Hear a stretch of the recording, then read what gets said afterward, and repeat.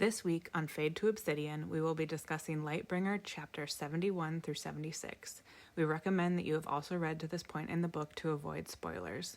Please be aware that this episode contains discussions about violence and death, as well as strong language. Listener discretion is advised.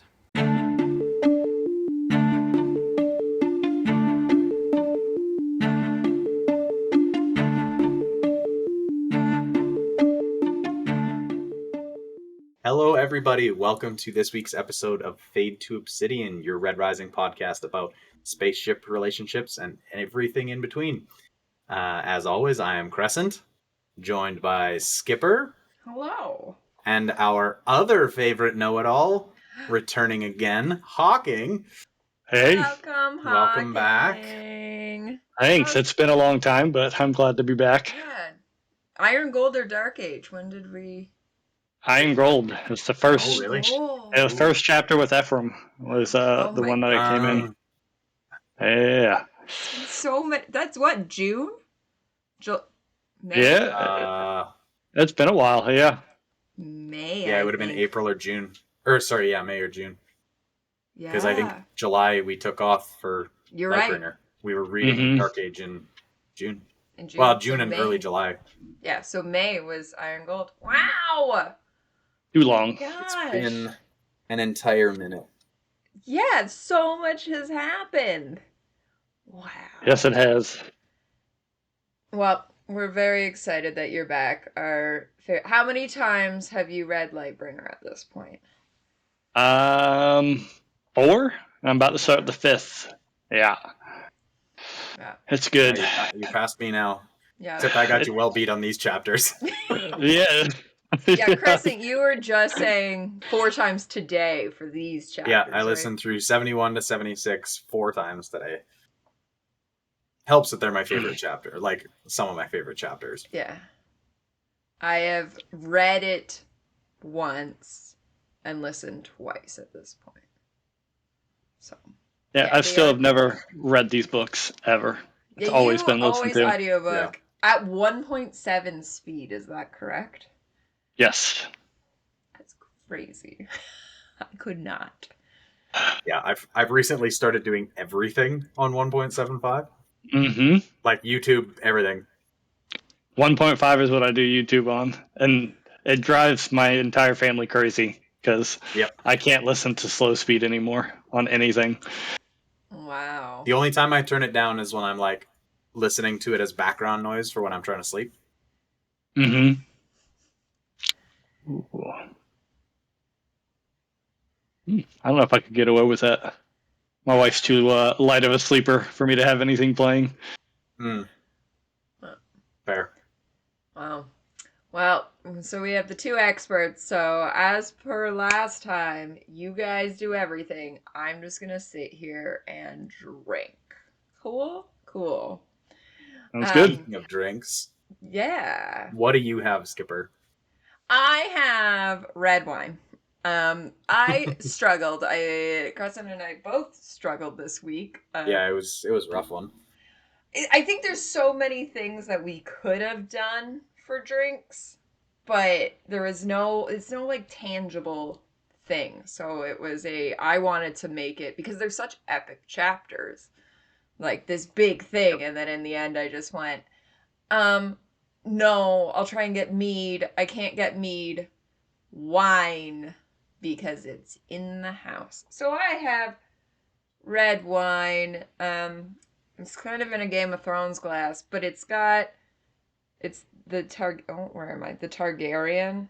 But I'm going to pretend that's a Leviathan, and we're going to start this out with it being the Leviathan. And then red for all the blood in this, the Leviathan blood that we know is on their armor at the beginning, that they have to pull the chunks out of things. Foz blood we'll get later. There's, that's it. Nothing exciting. Hawking, are you drinking anything other than water? Nope. But I figured since we're on Europa, and it's mostly water anyway, and since you mentioned Leviathan, water it is. Perfect. Love it. Nothing wrong with that. Hydrate or dihydrate. Yeah. That's right. I went back to our old custom drink done by Fabled Spirits, the Ragnar. Tough to see it, but there's some black glitter in there. Nice. Sure to be a good one. Yeah. We will link that recipe below because it's a good one. It's got a lot of ingredients. Yeah, it is. It is fierce. Yeah. Well, we were discussing that at some point instead of merch break. We'll have a merch break later in the episode, but that kind of leads us directly into what we were saying of a book merch break. Hell yeah, books. Because Fabled Spirits, Twist, our favorite, no offense to her business partner, who I can't even remember her name, but love you, Twist, has written a book. Yeah, I can't do it. Her real name, government name, is Taryn L. Davidson, and it's Flame of Prometheus, which is science fiction and has a lot of Red Rising Easter eggs in it, and including the main character's last name is Darrow. So we are so excited for her that she has it. Just for clarity's sake, and so people aren't surprised when they buy it, it is in fact a romance book. Yes. But it is real sci-fi. Yeah. And it's real good. I'm about halfway through it so far. Yeah, super good. So definitely it's easier to find in the United States, but if you are international, you can get it on Amazon. We will put all of those links down below as well. Flame of Prometheus, go out and get it. So that's from Twist. And then the other book that we're talking up, because it's a thick one and we need you to be prepared, is that the Den... Start now. For March, the Den is doing a read-through of The Count of Monte Cristo, which is one of Pierce's favorite books. It has a lot of links to Red Rising inspired Red Rising in quite a few different ways. So we are going to do an episode on it at the end of March. So we're giving you 2 months notice, guys. Yep. You have all which of February. We're going to be using all of. Yeah, because like we were just saying, so my copy is approximately 880 pages, but is the smallest print imaginable. Most people in the Den who just got copies, it's around the 1300 thing to have print that you can actually read. So, start going. We've given you 2 months notice. Count of Monte Cristo, which is fantastic. Alexander Dumas, if you don't know, who's like 3 Musketeers. It's got all you need. But yeah, those are our 2. Revenge story. Possibly the original. It's only 400 or 500 pages more than Lightbringer, so yeah, that's it. 700, depending on what version you have. Yeah. So it's like reading it twice. Lightbringer's like 692. Yeah. Depending the audiobook's only 52 hours. There is an abridged version. We won't fault you if you want the abridged version. Skipper won't. I also won't, but... Listen, if we're going to play that game, I was just commenting before we started that I originally, the only other time previous to this, I have read Count of Monte Cristo was in grade 12 French class in the original version before it was translated or anything, which is in, so how old is it? 1700s? So like 1840. Yeah, so think of reading like Dickens, but in a second language is what I had to do. So that's where we're at with that. So I'm not going to fault you, or else I'm going to be standing here being like, oh, you're reading a translation? So sad for you. So sad. Worst case, there's always Spark Notes, too. It's true. I also won't fault you for using Spark Notes. Here's a fun thing. It is obviously a classic. It's lost its copyright. So you can go onto gutenbergproject.com and get it for free if you want to read off like whatever electronic tablet, your computer. All classics are free on Gutenberg Project because they don't have copyrights. If you are paying more than $10 for this, you should have a very pretty cover. That's all I'm gonna say, because that's all you pay for is the cover. That's it. There's my insider knowledge for you. Yeah. Wait, the cover's on the outside. The amount of times today I'm going to throw the book through the internet. You're gonna throw it hard enough to get from Ontario to Saskatchewan. Yeah. Try me. I'm gonna do it. Probably well deserved. Yeah. Speaking of well deserved mhm. and pain, should we jump in? We should jump in. We've got some good. We have chapters. possibly the best chapters. Yep. And they really do jump in. Like as soon as you start reading, you're in the thick of everything. Yeah. I also like that, just so I keep giving context to why we have each guest on for certain parts, and nobody claimed this. I think it was I reached out to you and was like, hey, this is what we have left, and you were like, how has nobody claimed 71 to 76? And I was like, oh yeah, okay, there you go. I will call dibs. Yeah. These are fantastic chapters. So good. And we were finally get the showdown. Finally get the showdown. Mainly in Darrow's Actually, perspective, the meeting, a little bit of Lyria. The meeting and the showdown. Yeah. Yeah, they've never met before this. Like, yeah, they're just legends to one another. Yeah. I think my only complaint is I wish it would have lasted longer. Yeah, fair. Especially as built up as he was. But I don't know. It's still really good. Well, let's jump in and we can work that way through what we would have wanted to see more or what our feelings are as we go through. So we start and we are fresh out of the Leviathan. We talk about being inside the Leviathan, and Darrow thought he was done with praying. For 3 days. Not. 3 days they're in the Leviathan. Okay, pierce the biblical imagery here. Everything. Yeah. Is Darrow Jesus? Pierce, is that a reference? He's either Jesus or he's Jonah. Because there's also some Jonah in the whale. I guess though Jonah gets spit out. Yeah. He doesn't have to be cut out. But yeah, definitely some biblical reference there of the 3 days, and then we learned they were in like acidic pods or something that Diomedes had to convince the family to let the Leviathan eat them. Like they had they were basically protective pods. Yeah. Could you imagine just being in a dark space for 3 days? Like, it's different from the horses in Red Rising, where that's maybe 12 hours.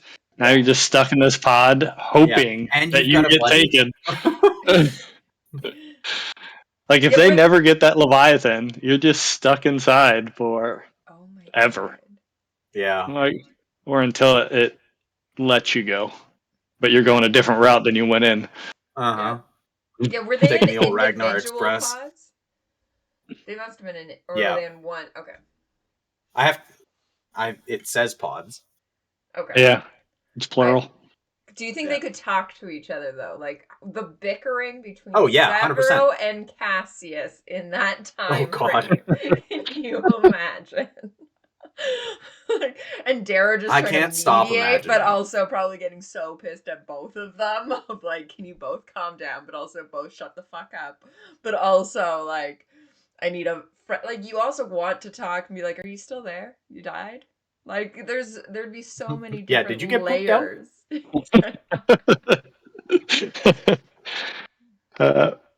But yeah, no, they can definitely talk to one another. Like, they're all in God Killer armor and like, that's right. I don't know, several meters apart. Yeah. I know there's lots of side avenues that we want Pierce to write, and that we'll probably never get. But that's definitely one. Can we I'd have be that all for graphic the novel? shortest story. Yeah, Can we have yeah, that it's just all graphic black panels. With little speech bubbles in each one. Yeah. Yes. Everybody Oh. gets their own color. Yeah, exactly. Mm-hmm. I love it. It'd be great. But yeah, they come out, and I love that because the Reds are actually who was working on cutting it, and they immediately, when they realize, start howling. Like, you've got that. Other people are like, thank fuck that Darrow has arrived, even if the Obsidian are. We don't quite know at the beginning how they're feeling, but the Reds are all in for it. I love that. There's so much howling in these chapters. Oh, I love it. Yeah. Lots of callbacks. Yeah. But I like how they could have killed Fall the instant they came out, because they shoot him with the dart. Yeah. And they could blow up and it'd be game over. Granted, all hell would break loose, but he's got to break the myth. Otherwise, everything is just totally fucked. Yeah. But I also like, so they've got the dart and they have a little, and we'll talk about the discussion in a second, but then the moment they turn it off, Foster's picking his teeth with it. Like, okay. I mean, he's already survived one bomb. Yeah, that's true. But, poor Ephraim. Poor Ephraim. Yeah. Rest in pieces. But yeah, we get their meeting face to face, and Darrow's immediately basically having to win over all of the Braves to even get a chance to declare his Ashvar. Yeah. Fall's like, I do not want to fight this guy. Nope. But very smart by him too. On both sides, sure. they're using the religion to try and make it happen, and then Fall doing the complete opposite to keep the Yalls and the Braves from. I mean, he's threatening their entire families and children. Yeah. It's such a smart play by him. Yeah, like don't even give him the chance to pull some of his devilry. Mm-hmm. Although it doesn't work out because you just killed the son of the one guy that's going to speak up. Yes. Yep. Yeah. The copperest Obsidian to ever live. Yeah, we learned that he's been court-martialed a whole bunch and never needed a copper because he can just talk his way out of it. I love that. Yeah, 2 court-martials and defends himself both times. I love it. I will say, so we were having a discussion about, I took voice notes during this because I was driving. I never gave context to my voice notes, but I think my voice note is actually slightly before Skarda. About rolling the dice and coming up 6s. Oh, yeah. It's the very beginning of this because I know I was not yet on the highway. So it was approximately 4 a.m. this morning that I heard that. And this is just my nerdy brain went, 6 isn't good because I was thinking of a D20. My brain went D20. And then I went, my brain just didn't math after that. Then I was like, well, if you roll 2 dice, 6 is still 7 is your middle. Like, what? Oh, right. You want both 6s is the equivalent of a D, of a 20. Yep.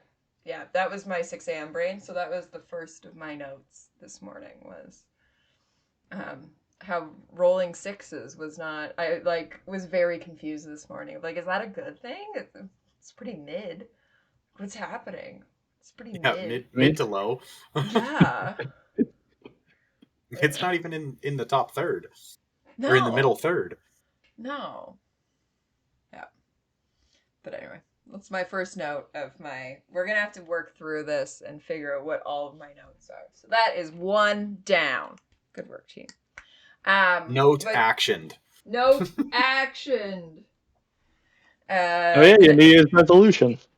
Yes. Yeah. Yes, we have to action all my notes. But But yeah, so then we do get, because it's Darrow's great speech, and can he win people over, and then Skarda is the one who he realizes of that's who I'm talking to.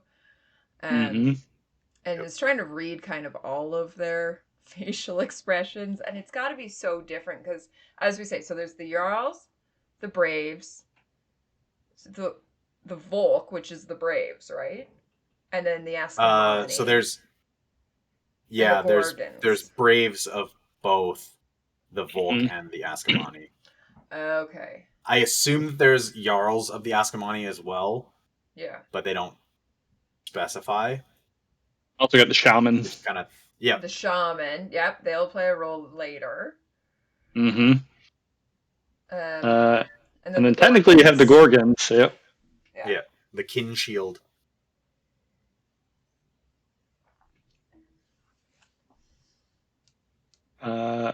Yeah, and that was one of the things, I guess, that goes back to how smart Skarda is he then translates everything that's happening into the Askamani tongue. Mm-hmm. To, again, because they all believe in the Allfather and want to see an Ashvar, so it's just going to build up the hype and backfire into a corner. Yeah, and then also Darrow is like this mythical figure to them. It's like, you know, light and stuff out to the belt, but, you know, radio waves and stuff do, and hollows. And so they've heard about Tir Morga's ascendance. Mm-hmm. I'm sure all the Volk still talk about him religiously behind Files back, obviously. Oh, yeah. But for sure. Yeah, he's definitely well known. Yeah. Well, and I'm sure, especially in the last, I don't know how long it's been, at least a week, 2 weeks since the Ashvar was actually declared by Darrow, and he challenged Fa, and then was talking about it'll go through the ranks like the clap. So I'm sure even more in the last couple weeks, they've been either telling stories of Darrow in his, you know, greatest days, or, you know, how this person is pretending to be Darrow and it can't be because of this. So the stories, I'm sure, in the last couple weeks are especially at a climax of, you know, that hero, not hero, but legend living on. Yeah. We also learn that Darrow and Sephi actually became blood siblings as well, and and the only reason that Darrow is eventually afforded the right to Ashvar is because he is recognized as a brave with Valkyrie Spires. Yeah. And these chapters really show how integrated he is into their culture, because I mean, we have this one, how he brings up the Ashvar and how he knows how to set the bait, especially with the Leviathan, and building up his case to do Ashvar. And then we find out later on the last chapter where he uses his knowledge to, I don't want to jump too far ahead, to where he doesn't become king if he does kill Fa. Yep.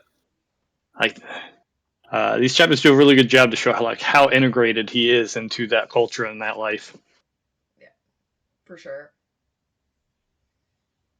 I think this goes back to Darrow transcending color. So we know he's red and gold, but this is now showing that he's at least obsidian as well. Right? Like, he's got these elements of trying to incorporate all of the colors into his being. And we've seen that not as, like, we see him as red and gold all the time, but not as much trying the other things in comparison. Well, we know he's got some pink in him. Because, you know, this horse only rides for one man. Yep. But we see, like, Pax is definitely blue and fully accepted orange, by his green. Yeah. As well as red and gold for Pax. Yeah. But so very interesting. And silver. Silver. He could also, I feel like, be a copper. Like, for sure. Pax Pax could do some. I think Pax is like lawyer. more He's transcending everything. color. And he spent time with the Obsidians too, and got integrated in their lifestyle too. Yep. But yeah, so now we're seeing Darrow a little bit more, but especially has those 3 blood connections at this point, which is interesting. Lots of callbacks to Sephi, and it's obvious why, if Fa has killed her, the reason he is in the position he is because he's the one who has killed her. And also, it's funny to me. I don't know why. Like, I know in my head, Sephi and Ragnar are brother and sister, but I think because you only get the one scene of that, and then there's never really a reference. It's not like Fa claims Sephi as a daughter, really, even though she is. Like, Volga never claims Sephi as an aunt. Yeah, but he does call her his daughter, but not really. I don't know. Not in a good way. Not in a good way, and they don't really have that working relationship. So in my head, I always kind of forget that Sephi is a true member of this family. And it's almost as if everybody else, in a way, forgets that Sephi is a true member. Like, everyone's so obsessed with Ragnar that you're like, but what about Sephi? What about Queen Sephi? Yeah. And I think it's the first time we learned the rules of Ashfar too, which is the person being challenged gets to choose the location, the armor, and the weapon. Yes. Which all 3 go against Darrow. Full metal. What's the word? Panoply. Panoply. I love that. Full metal panoply. And we also learn that if you are challenged to Ashfar, you can select a champion. But if they lose, the rest of the Braves are just going to kill you. Yeah. Like, metal as fuck. Yeah. I don't know if I would put anybody in that set. I'd rather go down on my own sword than have somebody potentially fail on my behalf. Exactly. Unless you're like Aja. Well, no, like if you say you're Severo and you've got Darrow. Yeah. Maybe that's not a good comparison because Severo's pretty wily. I think he would. And I don't think he would ever put Darrow in that situation or give up a fight. No, true. But one of Darrow's friends that's not quite so martially adept. My second note, which I think fits in here, is that while we have a lot of duels throughout Red Rising, I would call this one the first that's true gladiatorial. And I think this is showing it of, yes, an emperor could claim somebody as their champion. And, I'm just, the whole thing, especially when we get into the dome and what it all looks like, is very Colosseum-esque to me. Like, that's how I picture this whole thing, is like a Colosseum, other than it's got like the protective dome so nobody else gets involved until we learn that the dome goes down and people get involved. But way more gladiatorial even than, the Apple versus Darrow duel was almost there, but this just kind of ramps it up. And this one was like actually an even fight. Yes. Yeah. Like Darrow's not just sitting there getting his ass beat. Yeah. But I just love kind of that callback on so many different levels to that Roman Empire that the Golds especially have based their whole world on. And now we see that it's, the Obsidian are getting it as well. That they've got this whole Ashfar tradition set in what to me is very clearly gladiatorial fights in Rome, if you will. Yeah, I'm fascinated how the dome works. Like, they just have this technology where they can just, wherever they're at, it's the magic dome that pops up, or... Well, it's the same thing as their, like, pulse shielding for the cities. Oh, yeah. Right? So he talks about there's a drone that flies up that's projecting the dome, and then there's nexuses on the ground that are receiving the dome, but there's still a small gap, like it can't go right can't to the touch. ground. And it's actually the same as in the Mustang chapters earlier in the book, where they've got the backpack that's projecting the dome. It's like this person can't go to the ground, otherwise it basically explodes. Oh yeah. Okay. Yeah. I'm just imagining like a Yu-Gi-Oh type stadium that they can just throw out. It's time to duel. Exactly.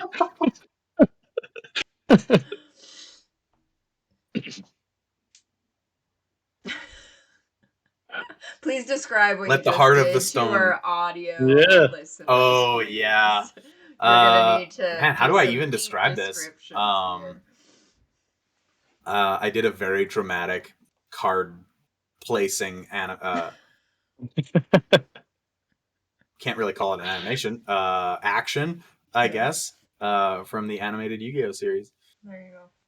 Love it. Yeah. Let the heart of the stone guide you. Yes. Mm-hmm. But yeah, and they get painted up so that, which then later helps that someone is like, Ashfar? Right? Like someone looks at him and is like, Ashfar? And he's like, Ashfar. Right. Mm-hmm. But yeah, so they get painted up in a specific way. There is very ceremonial. So we were saying of the shaman are there for it. Like it is very like what we see of the Golds and their traditions.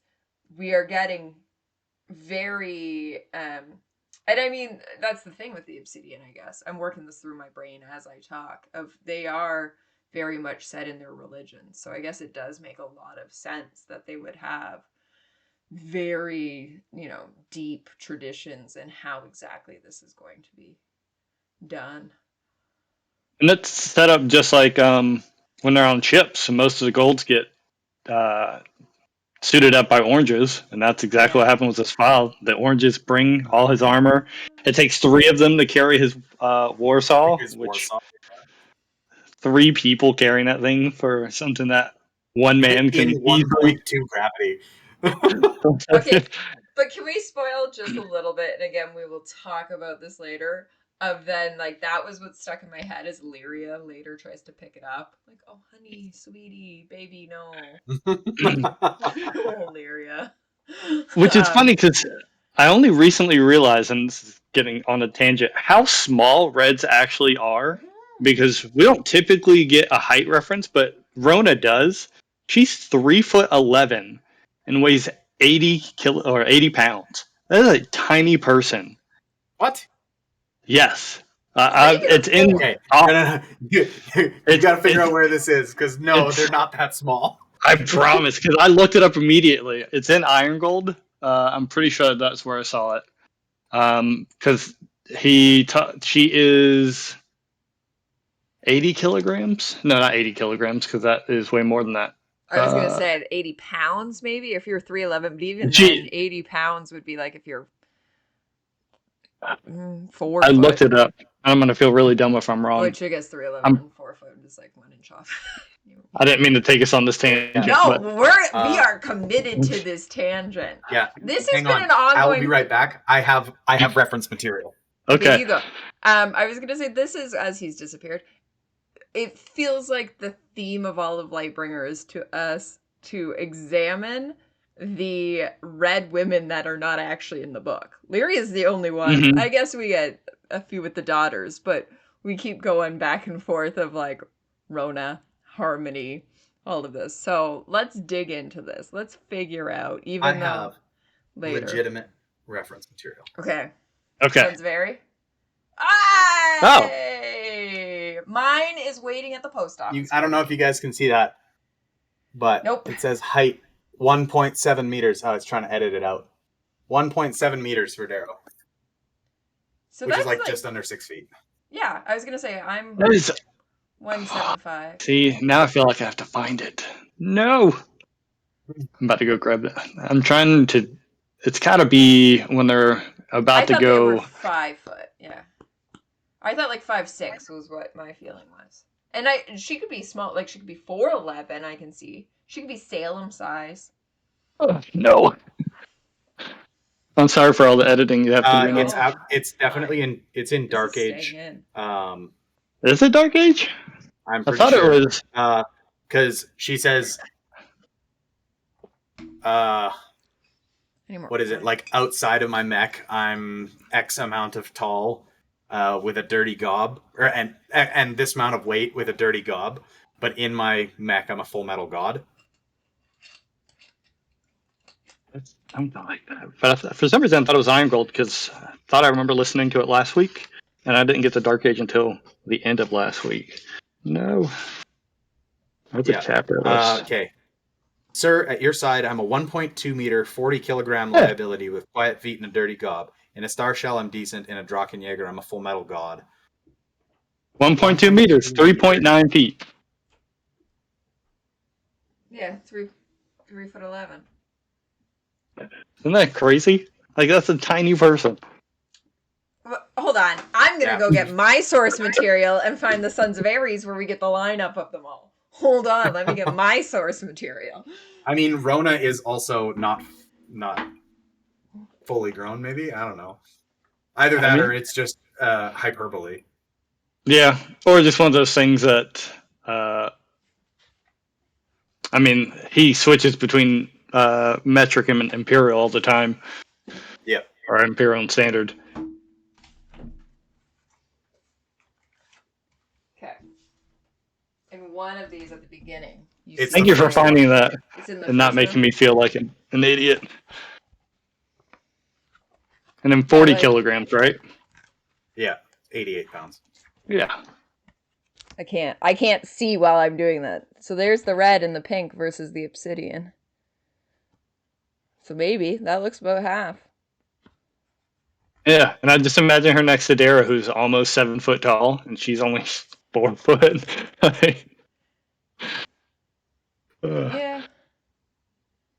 It's got to be maybe an overlook. Because, red Darrow at 1.7 meters. Like, well, I guess that's like maybe 5'6". I have it here. That is 5 foot. Yeah, 5'6". Maybe red women are just smaller than red men. Wouldn't be that surprising. It's just the magnitude of smallness. Yeah, it's like a hobbit. Yeah. Huh. Interesting. So anyway, sorry for the tangent, but no, that's fine. Now we know. It's a great tangent. Later, we'll figure out because Lyria will make an. I don't know if we ever get her size. No, but I would assume it's around the same because she pretends to be Rona. She pretends to be Rona. Yeah, but I mean, she's female and red, and from Mars. Like, are you saying all Martian red women are the same? Is that what I'm hearing you say? You're saying all redheaded women look the same. Offensive. Don't put words. I am 5'11". No, I'm 5'10". 5'10", but basically 2 feet taller than Reds, apparently. No, I'm saying that European daughters of Ares think that all red Martian women look the same. Yeah. And apparently, Lyria is fine with playing that off, so anyway.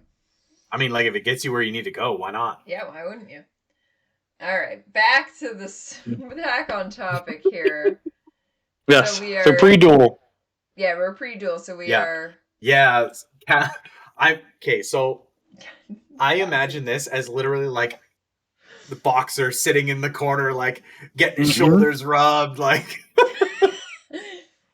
Don't use your grab bows. He knows. That's the best. Is Severo the No, actually, that's the one thing that Severo doesn't say. He knows. You're right. Yeah.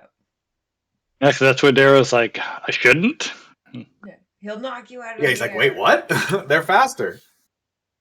I like how Cassius is still a teacher.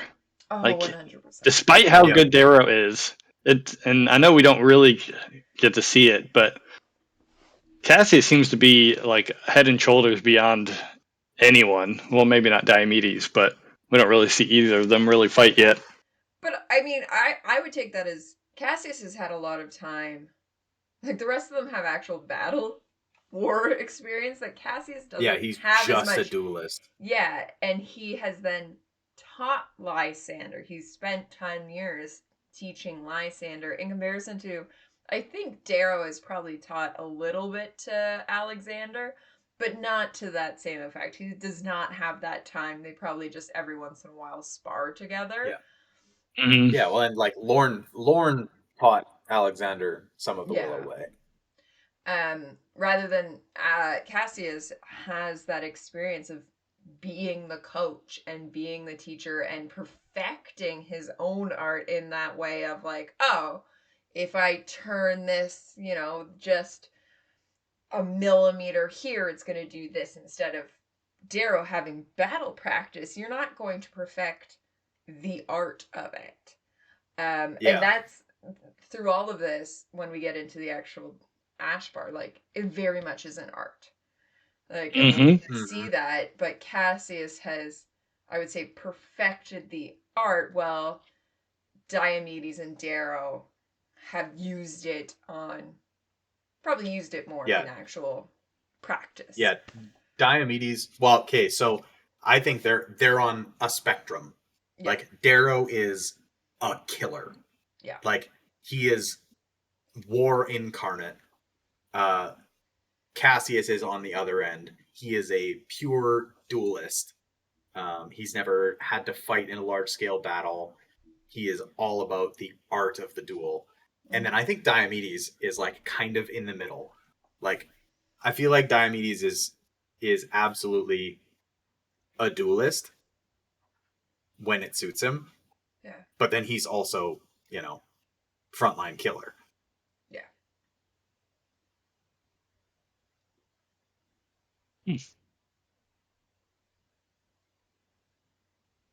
That is a good way to, it's like a street fighter versus a boxer almost. Yeah. Yep. Like, yeah, getting the job done versus doing it the right way. Yeah.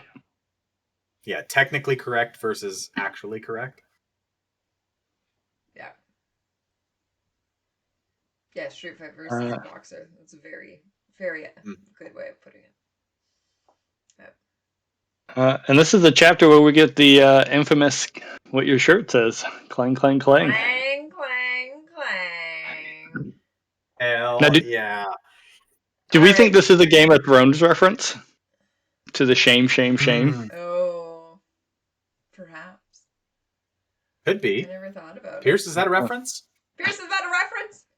I have to say that I was at, and I mean, we were lucky enough that we read Lightbringer before most. So when we were at the signings, it was not expected that everyone. It was actually interesting that it wasn't even expected that everyone had read Dark Age. He was trying to get around Dark Age spoilers, and it's like, no, if you're showing up for the Lightbringer signing, he's allowed to say that Ephraim's dead.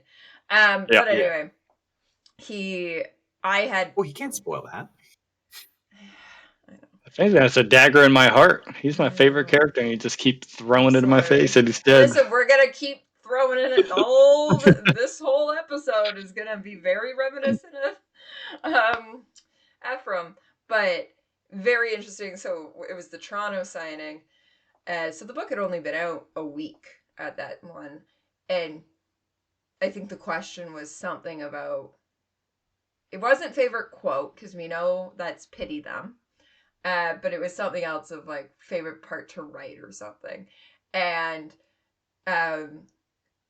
Pierce, all he said was clang, clang, clang. And I was sitting off to the side, directly off stage, and just yelled, confess!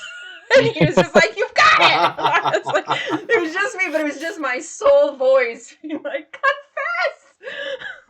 There was this moment, and Pierce just looked at me super happy, you picked up on it. And I was like, of course we did. It's gonna be the one thing of this whole series that I think, not series, but at least this book, that's the reference the whole fandom will continue to repeat. Mm-hmm. Because it's just so so well done. I mean, ingrained in our heads of what is supposed to happen. So, yeah. So we get that first clang, clang, clang, confess, as the two swords together, the two razors together. Love it. So good. Yeah. And I mean, I think it's fitting that he was going to be judged and killed with Porphyros. Mm-hmm. And now he's judging Fa. Yeah. And that's the only one he has after at least the initial start. Because Bad Lass gets stuck, and all he's left with is that one. Goodbye. Whose razor is it? So I know Bad Lass is the Telemanos, but Porphyros? Thraxus. Yeah. Or it's Bad Lass is Thraxus. Yeah. Yeah. Porphyros is the it's not specifically one person's razor. It was one of the Hasta, or it was the Hasta made for daughters. Right, it was the Hasta. Okay, you're right. Sorry. I think it's similar to and I can't remember what it's called, but the Reds have Darrow's sling blade from when he was a Red. It's like that's their iconic weapon. I think it's the same thing for the daughters. Yeah, okay. I don't know why in my head it was two razors. But you're right, because they make the whole big deal about it being a Hasta. Hasta are just long razors. Yeah. Okay. But yeah, like the first minute of this fight really doesn't go Darrow's way.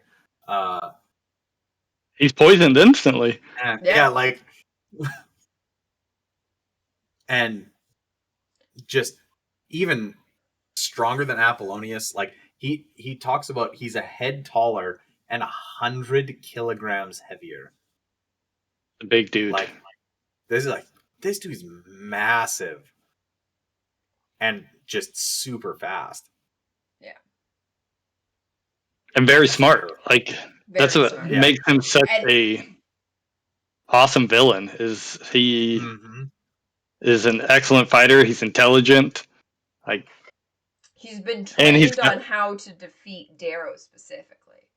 And as Darrow knows of like, okay, he showed his back twice, goes to attack and then realizes Atlas is smarter than that. He's doing this on purpose. Yeah. And so the Horsebane. So flips out of it. Which is when he discovers he needs to kind of switch up what he's doing. Because Fa has been trained on exactly what to do and what happens with the Willow's Way. Yeah, Fa like literally says, like, you won't be the first willow branch that I've snapped. Mm-hmm. And yeah, he like Darrow even calls it out. He's like, hadn't planned on using the Willow Way, but we fall back on our on our habits essentially. And you know, he's been repping Willow Way for 12 years. Yeah. Mm-hmm. Which I do like. Then like he looks over and Cassius is being like, the circle. Yeah. Fucking circle. When I read that, I think if you've ever seen Rookie of the Year, have you ever seen that movie? Where he's on the pitcher's mound and the mound like is breathing like this, and then he relaxes. I imagine the same thing that Cassius to the circle, and then Darrow then relaxes. Like, oh, I got to go back to the basics. The circle, yeah. But yeah, so he gets poisoned, but they anticipated that, so we know that he's already got an antidote running through his system, and he's got the leech. We're back to leeches, which is great. That's why Darrow's not joking around before the fight, straining his humors. Oh, God. That leech works really fast, by the way. Yeah. Yeah, it slows him down for a second, like a couple minutes. I mean, it is the tox, like the leech plus the antitoxin together. Yeah. Mm-hmm. But either way, like he feels it, and then like exactly, he kind of bounces back into it. And that's Fa's realizing of like, why isn't this slowing you? What is happening? Yeah. Like he says, and now you die. The rest is all just theater. Yeah. And I wonder if he doesn't go as hard because he knows or he thinks that Darrow's already done because he's been poisoned. Like, obviously, Darrow slows down. So could that have given him enough edge where he could have ended it sooner if he wanted to? I mean, that's, I don't know. Overconfidence. Oh. Mm-hmm.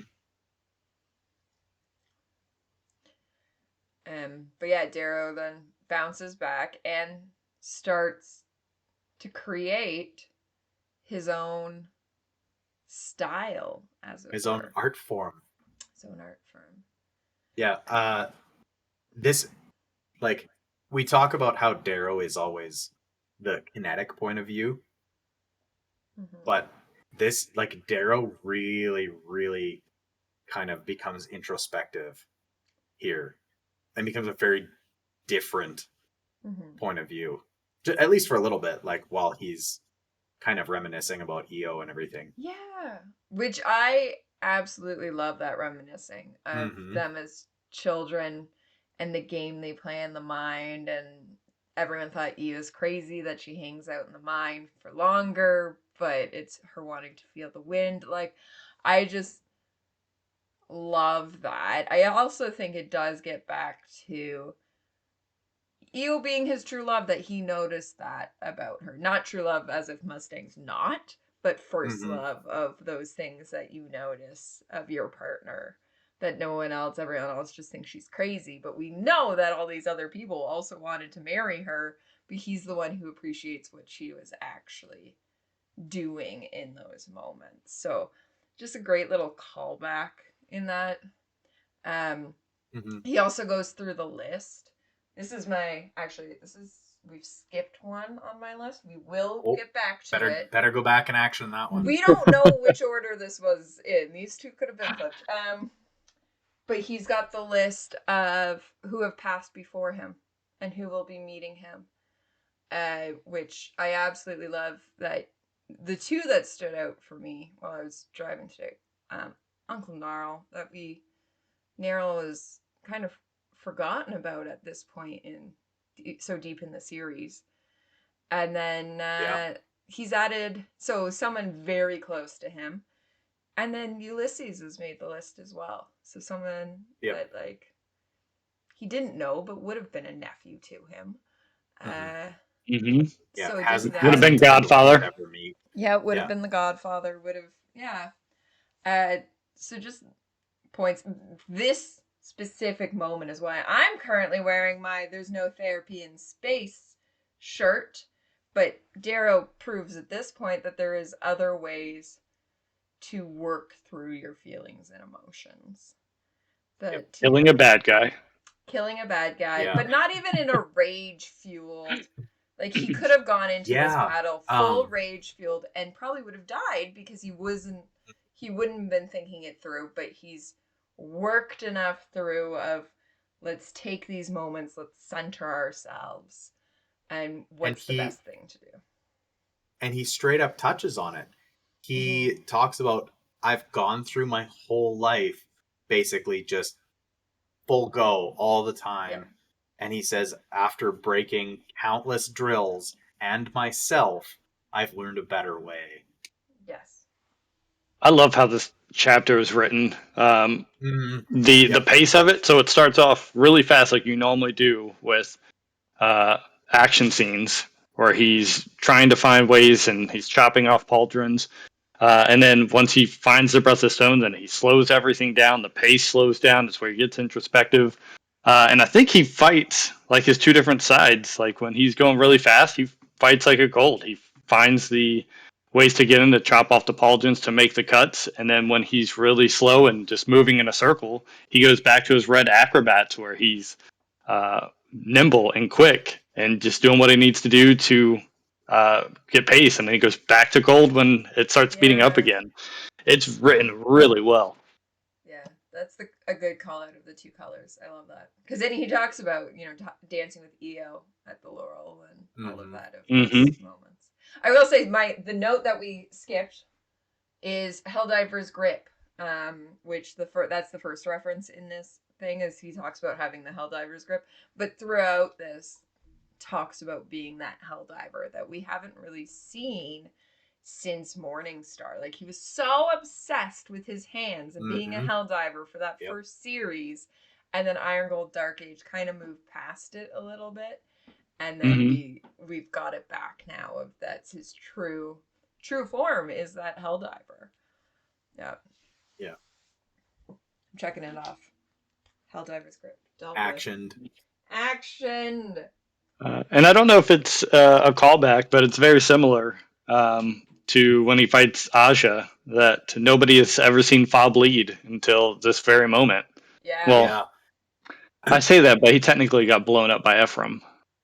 The real hero of this book. But the real hero of this book. The ghost of Ephraim. We did at some point in a different, just to touch on, and then I'll let you go, Crescent. We commented that we want to see a cut of Lightbringer that's just Ephraim's ghost narrating the whole time of like, you're a fucking idiot, you're a fucking idiot. Like, why'd you do that? See, Lyria's right. I can appreciate that. Lyria, good job. Like, everybody listen to Lyria. Why does nobody good job, Rabbit. Lyria? Yeah, exactly. Yeah, it's not Eaglet, it's Rabbit. Yeah. I was going to say just a little bit there with the Eaglet. I was going to say there's another moment. It's a little bit further on that it reminds me of the fight with Aja. Fa, like they're chanting at Fa, and he shut up, like the same way that Aja does when Severo's taunting her. Yeah. Yeah, he can no longer stand the clang clangs from the end of this. That's because all the Volk is now chanting it when Darrow does. Money, everybody. Well, they kind of take it up at the end. Like, Darrow doesn't even have to do it anymore by the end. But before that, while we're in this battle, we get to a point that he's just so, Darrow is so in the moment doing everything that he's clearly beating down Fa, that Fa breaks the rules of Ashvar, and suddenly there are other people in the dome. The dome's gone down, I believe. That Darrow has to deal with, and then Severo becomes a sniper. That I just love the idea that Cassius is still in the corner, probably like coaching him on, and Severo's up somewhere else, like picking people off, being like, yeah. This is not real. I'm a gargoyle. That's totally each of their characters. For sure. And like actually Darrow mentions it, like Severo's up top and Cassius is watching everyone around the circle to make sure that nobody else comes in. But yeah, Darrow basically is just like, oh yes, these two people have come in. I don't need to look, and I murder the guy behind me, and then cut the other guy in half with a thrown razor. Yeah, like spears, like lance, javels. I don't even know what the correct terms would be. I guess javel throws it, and then I just like though that then he has to obviously get the weapons back, and it's like, oh, I wanted Bad Lass back first, like whatever. Like that's his like small complaint of like. I guess I'll go this way. Heroes, but the flow takes me back to Bad Lass first, and it's just like he instead of forcing his way to everything, he's now accepting what things are given to him and changing them around. Yeah, for sure. Which is, like you said, not his nature. He's always been like a cauldron. I'm just going to go to where I need to go, headlong. Yep. Yeah, and no matter if I hit a gas pocket or not. Yep. Yeah. And this is where we start seeing everybody turn their back on Fa. The Volk do. Volga does. Yeah, all the Braves are cheering as Darrow is stripping spikes off Fa's armor and stripping the pauldron off. Yeah. I think the other thing we didn't mention is in the midst of Darrow in his flow state, he gets rid of his helmet. He's like, I can't feel the breeze. Mm-hmm. Yeah. Like he's so I don't necessarily think confident in himself, but he's so in the zone that he's just, I have to do this. And also, good. I was gonna say, and he talks about how when he realizes that Io was wanting to spend time with the Deep Mind Wind, that wind becomes sacred to him in that moment. And what a visual, because Fa also takes his helmet off, and we see, I mean, you have to see Fa, who's drenched in sweat and breathing heavy and tired, and Darrow is probably daydreaming. Like, that visual is like, quite literally is actually daydreaming during this fight. Yeah. Like, it's just become so, like, he's so deep in the flow that his mind is just like out here, and then Cassie's like, what the fuck are you doing? Kill him. Stop playing with your food. Yeah. Yeah. And Darrow's like, I thought I was killing yeah. Like, yeah. But yeah, we do get then, I think we should call out the naming of Breath of Stone. That he's worked through it and what this is. And then later it's pretty funny how he calls it back out. I really like it Fa later when Fa's kind of like, I brought you up from the mud and the stone. Mm-hmm. Darrow's just like digging through the dead stone. And then Darrow's stone like, breathes too. Stone burns too. And Fa's just like, what the fuck? Why? This is an important point to you right now. Why is this adding to the conversation? Yeah. Yeah. I really like that kind of Fa is the one that kicks off the Breath of Stone, because his first attack like splits the marble, and there's now a draft coming up out of the floor. Yeah. Though, how does Darrow feel a draft in his Godkiller armor? Well, we know it's thin, isn't Godkiller? Like, because Godkiller armor is not meant for dueling. They talk about it. Come on, the two of you should know. It's not. Me. It's not meant for. It's not meant for smashing Fa. Yeah. Like, it's not. It's not going to take down a freight train. Right, but I feel. But it's still pulse armor. Yeah, but I feel like Quick would work in at least like vents in some capacity. Right? Like there's gotta be vents in space. They use pulse armor in vacuums. One that can close. In the same way when you're I don't even ski and snowboard, and I know that my snow ski jacket has your pit zips. Air vents. Yeah. No, those exist. I don't use them because I don't ever do anything outside that makes me sweat, but they exist. Just say. That's semantics, I guess. Though Darrow does manage to end up with a crack in his helmet. Yeah. Because when they take off after Fa, it talks about how he can feel the breeze as they're flying because he's got a crack in his helmet. Yeah. Fa's a big dude, man. Big dude. It's true. I mean, he did get smashed into. Didn't he get smashed into the pulse shield? No, he manages to stop himself and move sideways. Yeah, he's kind of right up against it. Who knows how he got the crack then? Yep. He does use his boots, which I like later. Cassie's is like, you used your boots. He's like, oh, sorry. And he's like, no, it was great. Yeah, and I love that in the moment he uses them and Darrow's like, shit, Cassie's is gonna be mad. And then Cassius later is like, it was phenomenal. Like that's again goes back to like Cassie's sitting there the whole time as his coach, and then like just imagine like almost proud.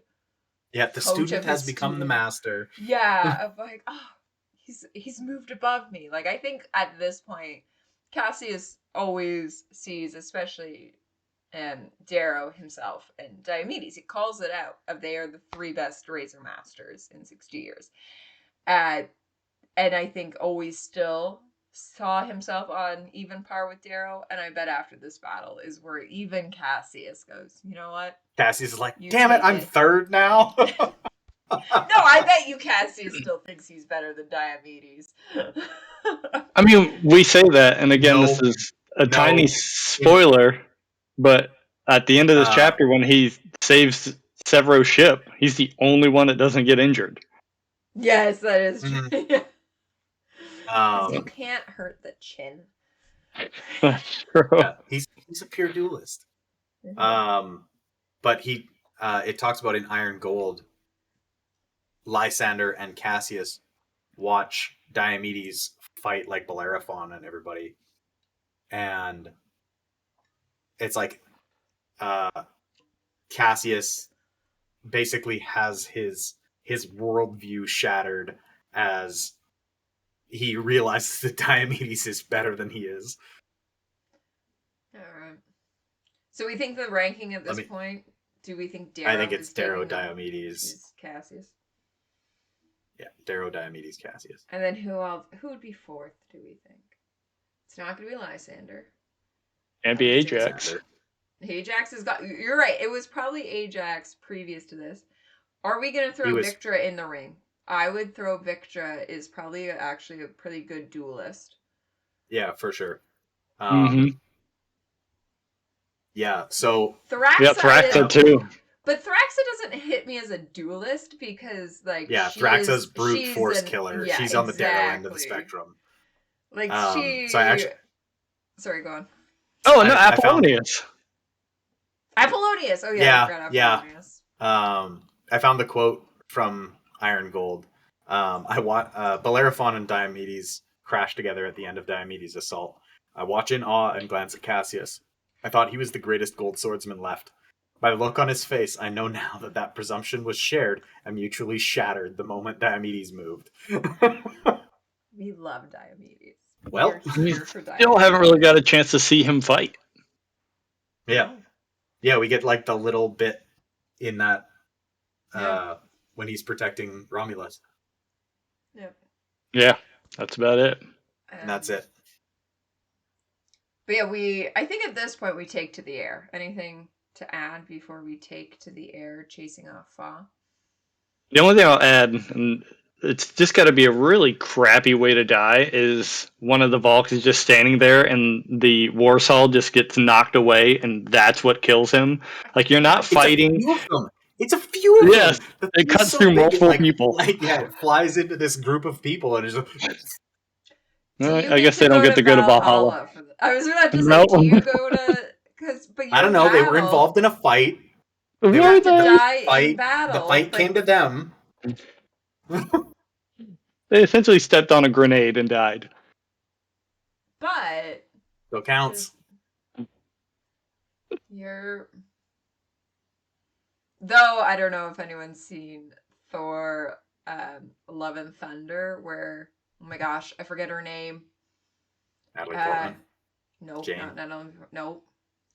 Not Valkyrie. It's his friend from original Thor.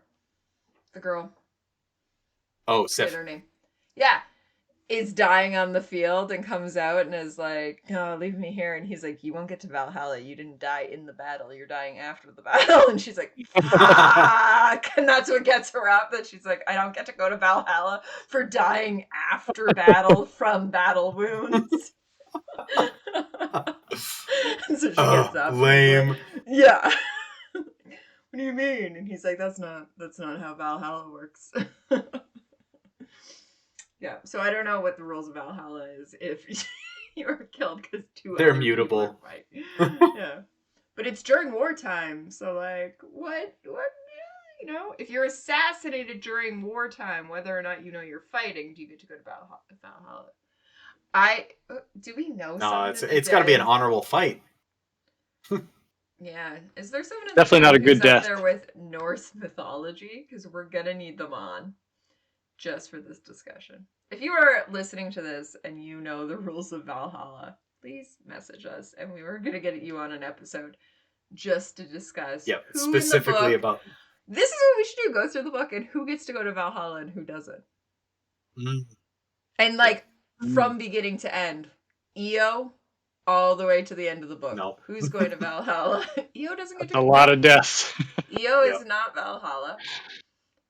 June the cook, turns out, Valhalla. Died in an iron rain. Valhalla. For June the cook, but not Julian. Io. Valhalla. Yeah. Harpy. She died in the Iron Rain. Valhalla. True. Fitchner, I don't think would have been Valhalla. I'm sure it was a duel. I think he no. I think he would have had to have been taken by surprise. Yeah. Because Fitchner was wily as fuck. Same with Lorne. I doubt anybody actually battled Lorne. So I don't think Lorne's he had his throat cut from behind, basically. Yeah. So he did try and stab her with some glass. Try being the operative word. Is that not fighting? He tried to pull a Crazy 8. He blocked the throat cut a little bit. He lost some fingers. Okay, if you're watching this and you know the rules of Valhalla, get at us. Yeah. All right. Well, moving on from Valhalla, though, as we were just saying, Patreon is going to get an extended version of that, of Hawking and I talking while Crescent disappeared. So now we're moving on to flying, correct? Fa is running away from battle. The fucking coward. He's not getting into Valhalla. Nope. That's not brave. He spends a bunch of his friends to try and escape, too. He throws a bunch of Gorgons and people in front. I will say at this point, I think it's somewhere in this space that we know that Volga has turned away, right? Yeah, she's taken Lyria and left. Because Darrow says something along the lines of, or thinks at least, like, good job to Lyria of that one, and gives credit where credit's due, that at least Lyria has cracked that surface. And Cassius is relieved. Oh yeah, so we missed that at this point is when fucking Lyria somehow, like, picks up, but doesn't, the Warsaw, and tries to, I don't know, defend Volga. I don't know what Lyria's thought in that moment is. And then Cassius being relieved that Volga takes Lyria away, so he doesn't have to be the one to defend. But I like little Spitfire of Lyria in this is ready to stand up for Volga, stand up for herself, doesn't care anymore. She still had Figment. Maybe she could have picked it up, but she got rid of it. Yeah. I don't think we discussed last episode of this last episode where Fa says there is nothing in your of importance. Yeah, nothing interesting in your head anymore. So, first of all, rude. Yeah. Second of all, rude. I assume Volga told him about that. I would assume that Volga. Although he was around when Figment died, so he had to have known that Figment went somewhere. Well, yeah, because she never really knew, because Lyria doesn't really learn much about it until after Volga is being told by Kieran to go meet the Obsidians, and then Pax tells her about the journey to go on. So I don't know how he would know. Unless Atlas knows about it, but... Probably knows. Atlas knows all. Yeah. I was going to say, because she uses Figment a little bit in the mine when Volga's kicking around, but then not to like the full extent, because Victra's there to take over and be the ultimate badass. Yeah, I mean, she like accidentally tracks Victra and Volga by heat signature. She can see Harmony from God knows how far away when Volga needs optics to see her. Yeah, so I feel like Volga at least has a hint and probably has talked about that, and Fa might have figured it out of like Figment, the past person who carried Figment, died. Where did that go? Suddenly Illyria has these superpowers. So probably pieced it together, or Atlas pieced it together at least. Yeah. I also, just on that note of, just because we talked about Victor and the that Mines, to me, always plays out like a video game. And that, and then this between Darrow and Fa would be the other. Yeah, this is a boss fight. This is an insane video game moment. Yeah, going island to island. Can we have a Souls-like fight between Darrow and Fa? Yeah, and then so you finish that, and then you have to go island to island, and you're flying around. Oh, yeah. Give me this video game. Give it to me. I know they're in the works for at least Red Rising right now, but like we need this whole series. So I like that Garda is like, after Fa takes off, he's like, yeah, you gotta go get that guy. He's going to nuke us. Mm-hmm. And it makes sense that it would be him. Like, nobody else is gonna tell you that. Yeah. But it's like, okay, well, we've really sold Skarda to this side. Yeah. We gotta get back to the Pandora. Mm-hmm. Here's how much faster their boots are compared to Foz, because when they first start leaving, he's just a speck, but they somehow catch up to him. Mm-hmm. Yeah. God Killer, baby. Yeah. I wonder if the weight has a lot to do with it, too. They're obviously much smaller. Yeah. Yeah. That's a good call out, too. But I love these flying passages. They live rent free in my mind, of them just going around. And my favorite is we get to see the everyday life of these people, the ones who are just eating and drinking is especially the habit throughout all of this. But just other people just going out amongst their lives, and Fa try to use them against Darrow. And this is where we referenced earlier of the person who, like, Fa's like, assassins, get them, and the one guy's like, Ashvar? Yep. Yeah, he stands up, he's all ready, and then he's like standing in front of Darrow, and he goes, Ashvar? Darrow's like, yes. It's like the best red herring. He just sits down. The best is he sits down, clears a limb off the table, and continues to eat and drink. Like, he's just like, meh. Yeah. It's another day. I will say, though, he's not interrupting people's everyday lives. This was a feast across the whole set of islands. True. But still, like, they are not in any manner. Yeah, they were not expecting They don't know this. what was happening. They're just enjoying their time. They're a little drunk. They're having some good times. Yeah, if you don't know, now you know. Yeah, they're the furthest from his favor because they're in the islands farther away from him. Yeah. But such a good red herring, because I read the names before I read the book, and I saw the Or Eater of Worlds, and I was like, who the hell is this? And then he comes up, that's the guy that is just sitting there and says Ashvar. And everybody starts chanting his name. I'm like, oh, we finally get to see who this is. And he's just like, nah, I'm going to keep eating. And then that's all it is. So he gets a reference in the character names. That's hilarious. And then just because I thought it was interesting, the island that they go to, that Orzon, it has a statue of Artemis, who is the god of the hunt, which is the name of the chapter. Yeah. Love that. Yeah, so they're all islands of Greek gods. Like the first one that they start on is Zeus. The second one is Hera. The third is Artemis. And then all of the others are unnamed until they get to the last one, and that's Hades. Yeah. Which I looked that up as well, and obviously he's the god of death, but he was also married to Persephone.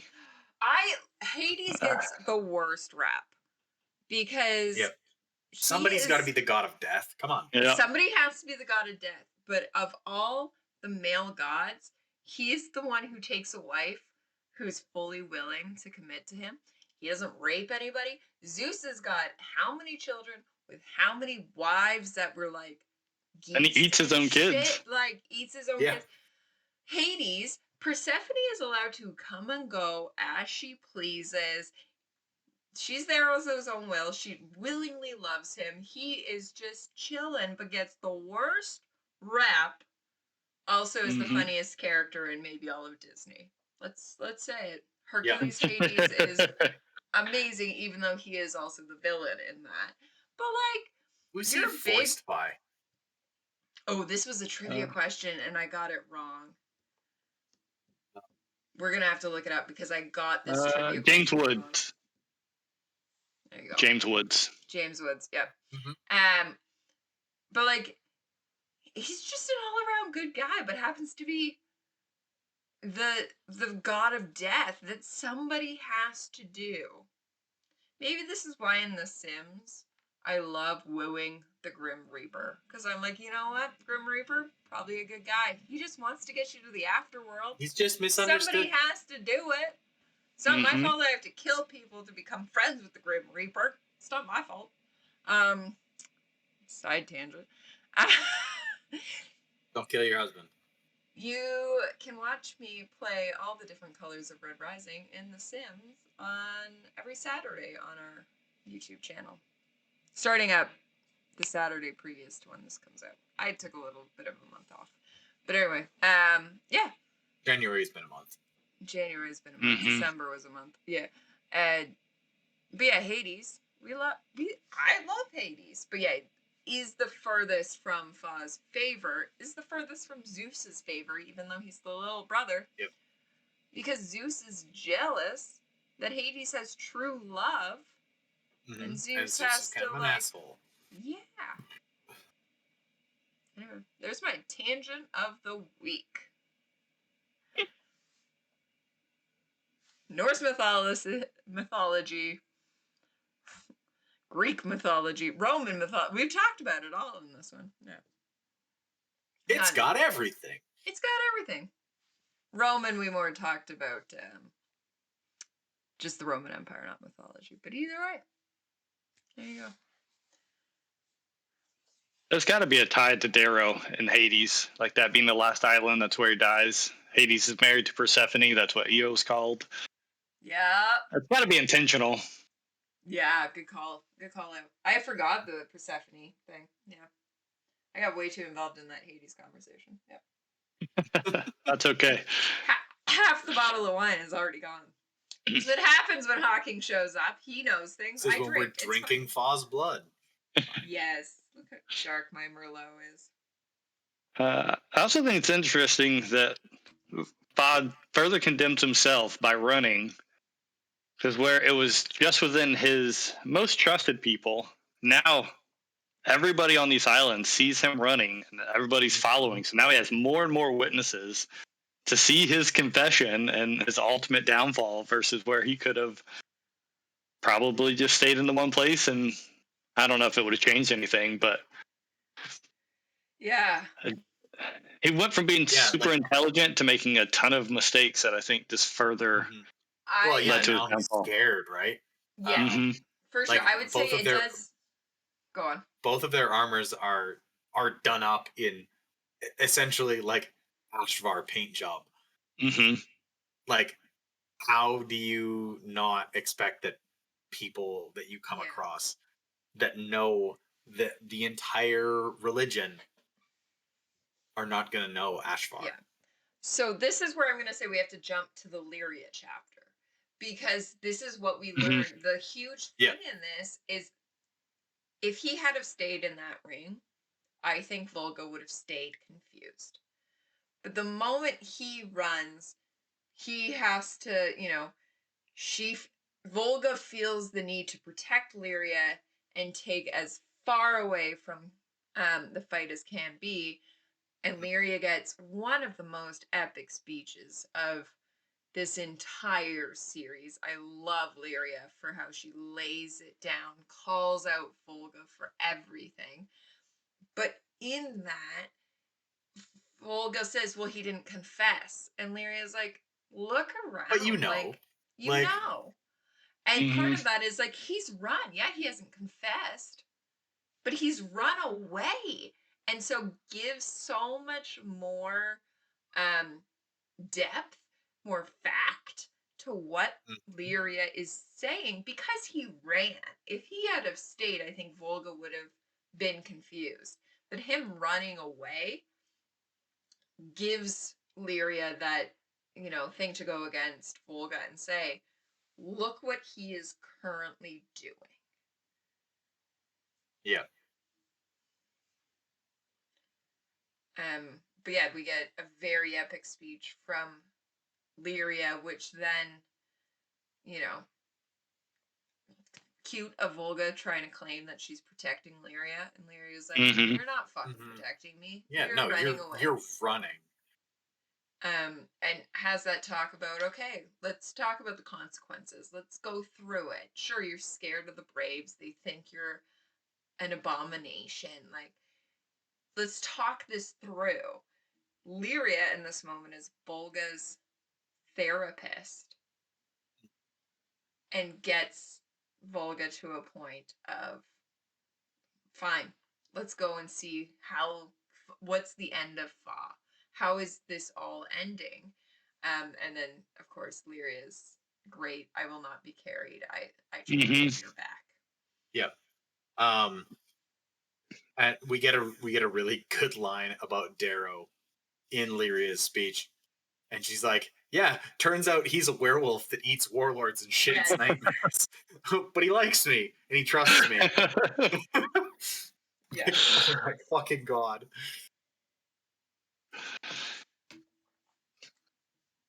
Yeah. I love that so much. Yeah, if I said last episode I didn't start as a Lyria fan. It was really Lightbringer. The end of Dark Age to Lightbringer that really brought me on, and then this moment sold her. That you can read that last chapter and still not like Lyria. Like, I don't want to be friends with Get you. out of here. I will put that out there. Don't talk to me ever again. If you can You're getting removed from the den. Yeah, I will. I have swing the banhammer. I will ban you. Salem will probably yell at me for it. I will ban you. I do have that power. Yeah, it's just such an epic moment, and what we've seen for Lyria throughout all of this, of her standing up for other people and not caring about her own mortality. She knows. It's even when she picks up the war saw, she knows she's not going to be the one who kills Fa. She's got to know that in her heart of hearts, but she's going to try. She's going to do everything she can for mankind rather than just herself. And then this most epic of speeches, which I absolutely love. I really like that when she's in the middle of her speech, she's like, "Oh shit, I have convictions. I have values, and they're capital V values." Yeah. She's working through her own shit. All of this. She's got her own therapy to go. That's the whole thing. The Telemantis never paid for her therapy. He needs a lot of therapy. They probably did a little bit, let's be honest. Kavix reading with her, come on. Yeah. Come on. Kavix is yes. Is there a main character in this book that she hasn't screwed over somehow? I don't think there is. But they keep accepting her and loving her. Lysander, yes. Well, Lysander would be backhanded. She hasn't done it, but her actions have probably affected Lysander. Yeah. I guess good guy main characters. Good guy. Yeah. Is Lysander a bad guy? Yes. We're not getting into that. Someone today on Instagram, I saw HowlerPod reposted on their story. Someone else had made it, and I'm sorry to that person who actually made it, but I saw it on HowlerPod. It was someone with sparkling blonde hair pretending to be Lysander, going, "Am I the bad guy? I don't think I'm the bad guy. Are we the baddies? Am I the problem? I don't think I'm the problem." That is Lysander. Lysander does not understand that he's the baddie. Yeah. Lyria's call out of Volga running away. She's like, if you go, you got nobody left. Like, I'm done with you. Republic's done with you. The Volk are done with you. I am not friends with rats who jump off the sinking ship after eating all the cheese. Like, yes, Lyria, yes. And it goes back to the gamma rats. I was gonna say it's full circle from the rats. Yep. Volga calls her a rat. Yeah, the previous segment. Yeah, yep. That she's the rat. She's ongoing been a rat, and then I mean because even when she's a stowaway on the ship, Severo's call out is, "I told you it wasn't rats," and it was her. Yep. And then Volga calls her a fat gamma rat. And now she gets to turn it around of no. Yep. No. Own it for herself. Own that moment and turn it around. Of I am not I'm not friends with the rats that run from the sinking ship. Yeah. Good on Lyria. Kind of a good friend to call you on your shit. Oh yeah. Yes, it's true. Yeah. But yeah, so then Lyria gets on the back, not being carried. I travel on your back. Yeah, she rides on Cassius's back too. Yep. That's a theme throughout this because Cassius rides on Darrow's back, and then it's not the butt. Not the butt. Lyra also does it on the Obsidian. I can't remember his name. Sigmund. Yeah. Ollie or Sigurd? Sigurd. I think it was Sigurd. Oh yeah, no, because she gets trussed up like a pig, like a truffle pig. For Goodman. My goodness. After that. Sig, my dear friend Sig, because I never remember his name. I miss Goodman. I always remember Sigurd because it's one of my friend's middle names. Really? Your friend is epic. Is he a Viking? He is epic. Is he a Viking? Yeah, kind of. Him and his dog just got certified in avalanche rescue. That's a hell of a thing to get certified in. I'm sorry, where in Saskatchewan have you have avalanche rescue? Do you think he maybe moved out of Saskatchewan? He better have, because I don't think that one snowbank you have. Yeah, having an avalanche. The 2-foot tall snowbank in my front yard. That's the largest hill we have. Yeah, that's having an avalanche for sure. I mean, we were always warned not to tunnel through. I was the child who used to go in the snowbanks. That's a collapse. I did that too. Yeah, and they're like, stop doing that. And you're like, it's the best thing we've got. I'm going to tunnel in. Insert picture here, because I know it exists. Do you get snowfall where you are? We're having very rarely. Yeah. I think it was 3 years ago we got snow. Cold as hell. Minimal. It's like 22 degrees this morning, Fahrenheit. Must be nice. Yeah.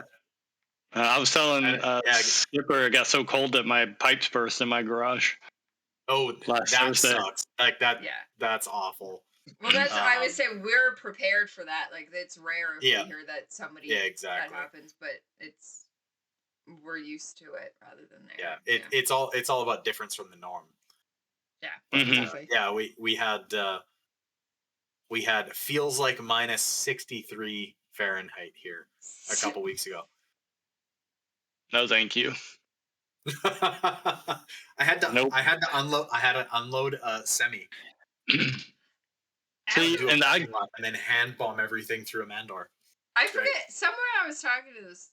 Oh, I know someone up here, but like, I can't do the Celsius to whatever it was minus 26 Celsius. Like -5, -10.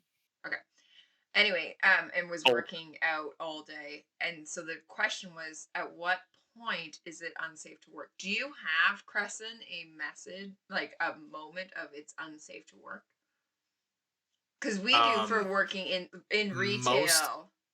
We most have of a message. most like, of the stuff that we do when it's really cold is emergency stuff, and that's basically the thing is like emergencies only. If you have to spend any real amount of time outside. Minus 63. See, I have to load wood for closets in like 20-degree weather, and I think that's freezing. But minus 63. I mean, I don't think anybody in my shop. 20 That's degrees true. is below freezing. It is freezing. Yeah. We have to have the big garage bay doors open too in order to load, because there's 7 of us all loading trucks. People hate it when we get there. Yeah. Oh yeah. I mean, but it is all it was, what your norm is versus, because we were having a discussion as I was just down south and it was colder there than they normally get it. But it's, for this time of year average here, but I didn't have my winter coat down there.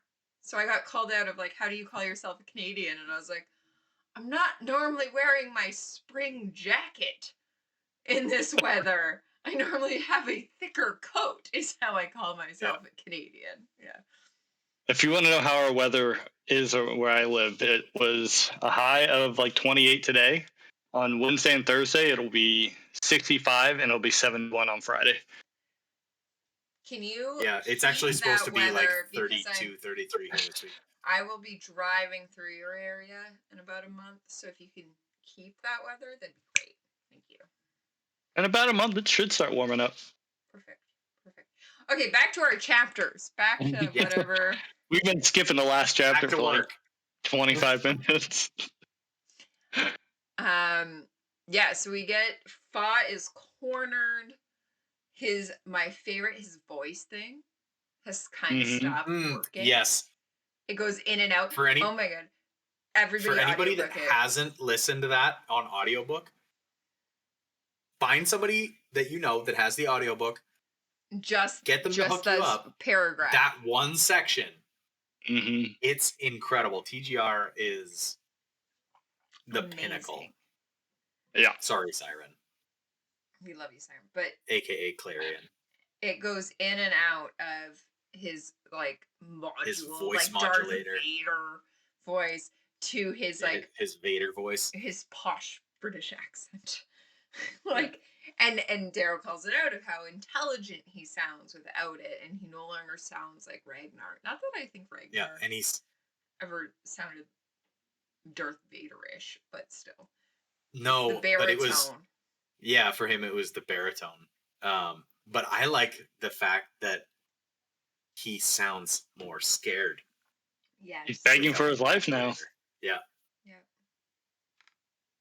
What do you want? Like, this is what if I confess, you'll let me go. Like, oof, buddy. I hate to break it to you.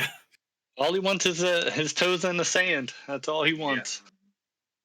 He was so close to getting it too.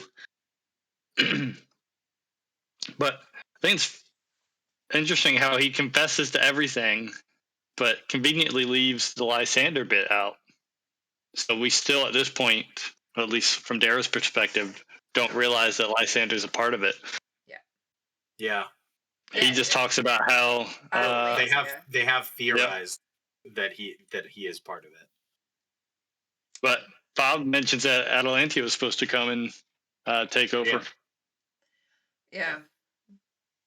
I will. It's really interesting. I would love to know perspective. Talk about relationships. The Fa to Atlas relationship. Of he calls him his brother. Darrow calls it back out of he doesn't see more than a dog, a loyal dog. Yeah. Where do we think Atlas lies on that? Do we think that he thinks he is a brother or a loyal dog or somewhere in between? And Fa's call out of being as loyal as he is to Atlas, is that warranted or is he brainwashed? What are we feeling? I don't think he's brainwashed. Like Lysander talks about how when he's with Atlas and the Kin Shield, he's like, Ajax would kill for one interaction with Atlas the way that he interacts with any of these Obsidians every time that he interacts with them. Like, he is like, I don't know if necessarily he would be viewed as a brother, but like a very good friend for sure. Okay. I mean, they were out in the Kuiper Belt for years together. 12 years, yeah. I think he probably still sees himself above them, being a gold, but Yeah. So I think you're right. Brother's probably not the right term, but willing to make sacrifices to make them happy, for sure. Mm-hmm.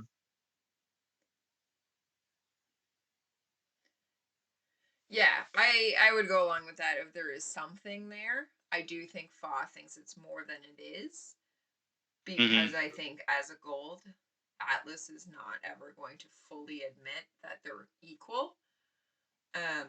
But I think there is, just because of how we've seen Fa treated previously, at least something more than loyal dog. So is Fa the pick-me? Such a pick-me girl. Oh my god. Mm-hmm. I'm different. I'm different than other girls. I'm different than other Obsidians. And he goes on to call it out of how, like, the rest of them are dirt, and, like, throws the Ascamani of, like, you're disgusting. Yeah, they're like, whatever. vermin, yeah. Like, such a pick-me. Oh my god. Who was the last person? Oh, Roke was the last person we called a pick-me. I was like, what's going on? How are we feeling Roke versus Fa in this moment? You know what? Somehow Roke is above Fa. What? I would pick Fa over Roke. Ooh, interesting. At least Roke was betrayed. But Fa, he didn't know what, like, he had a terrible life until Atlas showed up. And Atlas... No, he didn't. No, he didn't. He had all of the attendant benefits and spoils of life as a gladiator. But he could have died. So did Ragnar, did he not? Yep. And Ragnar opted to switch sides, so it can't be that good if you're going to flip to somebody else that quickly. Or maybe Ragnar is just not a piece of shit. But they did the same thing. They did the same thing, though. Ragnar to Darrow as Fa to Atlas. It's just that Darrow has better morals than Atlas, is what I would argue in that moment. Yeah. And Darrow actually saw Ragnar as a brother. Yes, 100%. Yeah. And we see that from the Blood Oath. Does Atlas have a Blood Oath to the Obsidian? No. Darrow does. And not even through Ragnar, through Sephi. Of a aftermath kind of decision of, like, hey, I want to do this. Yeah. But yeah, so he fully confesses. Yep. In front of everyone, in front of Volga. He's got, like, thousands of people at this point, is called out. The Ascamani, some of them are slowly pulling away. We now get the politics behind it all. So we know that the Ascamani are kind of on edge. And Darrow is trying... We know there's a plan. But Darrow is talking it through. If he kills, then he becomes king. And they're not necessarily going to follow him. If... Who is it? Siegfried? Garda. Not Siegfried. Skarda. Sigurd is dead. I know, but I keep going back to Siegfried and, like, I can't and name it. It's not that they won't follow him. No, but there would be betrayal. It's that it doesn't solve the problem. Yes. Especially if he dies. Yeah. Then they're back to square one. Yeah. And so he's seeing basically, it play out. He's basically giving them the Ragnar choice of, like, sit in the freezer until you die, basically, or join me. It's like it's basically pick the Rising or else. I like that he was smart enough to realize or how to talk around that by saying that since Fa was a puppet, he never was the king, so him killing him doesn't mean anything. Mm-hmm. Yeah, and anybody killing him doesn't mean anything. And I like that they hold Diomedes back from going at him. Mm-hmm. Because they had talked ahead of time, and he's got to be the Volks to kill. Yeah. I like how he says it doesn't make a difference, but still makes Volga do it because it shows her, like, if she's the one that kills him, even though it doesn't automatically make her queen, it does put her in a different light that helps her potentially become queen. Yeah. I really thought this was going to be the moment that her reverse organs came into play. Oh, yeah. Yep. But as in you thought he had the reverse organs, or? No, like she does. I thought like maybe he would attack her, like try and stab her, whatever the case would happen. Like that would be the final nail in the coffin for her to let go of him. Is like he tries to kill her, only to realize that her organs aren't where he thinks they are. Yeah. But instead, we get the another Ephraim moment. Total, but so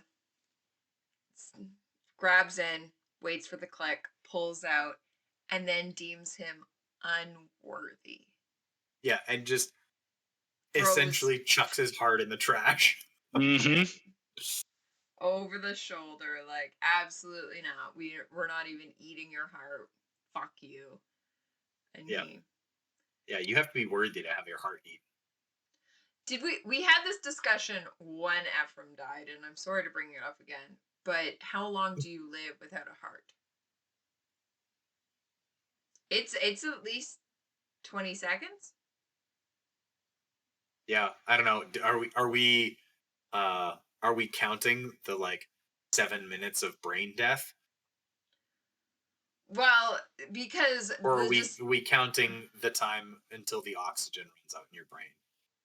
Well, that you are conscious. So I just go back, and we had this discussion somewhere on this podcast before, of during the French Revolution, you would get beheaded, and the faces would still make faces because they are still alive as long as there is blood in the brain, even though it's not pumping from the heart. So without your heart, your blood is still, like, it would be the same idea. I'm just wondering how long thought. I don't know why. This is morbid of me. I'm sorry. Yeah, I'm gonna be on like a watch list now because I'm looking this up.